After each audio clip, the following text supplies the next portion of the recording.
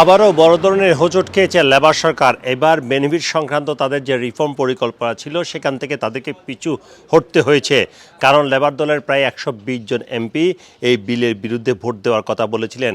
সরকারের পরিকল্পনা ছিল পার্সোনাল ইন্ডিপেন্ডেন্ট পেমেন্ট সহ যেগুলো ডিসেবিলিটি কিংবা হেলথ রিলেটেড বেনিফিট রয়েছে সেগুলোতে কড়াকড়ি আরোপ করা, কিন্তু লেবার দল অর্থাৎ সরকারি দলের নিজ দলের এমপিদের বাধার মুখে প্রধানমন্ত্রী স্যার কেয়ার স্টারমার সেখান থেকে ইউটার্ন দিয়েছেন। এখন বলা হয়েছে শুধুমাত্র পার্সোনাল ইন্ডিপেন্ডেন্ট পেমেন্টের ক্ষেত্রে কড়াকড়ি আরোপ করা হবে শুধুমাত্র নতুন যারা আবেদন করবে তাদের ক্ষেত্রে, যারা বর্তমানে এটি পাচ্ছেন তারা এটি পাবেন। এর পাশাপাশি ইউনিভার্সাল ক্রেডিটের ক্ষেত্রে হেলথ রিলেটেড কম্পোনেন্টগুলো যেগুলো ফ্রিজ করার কথা ছিল সেটিও থাকবে এবং সেগুলো অন্যান্য বেনিফিট যেভাবে বাড়বে একইভাবে বৃদ্ধি পাবে।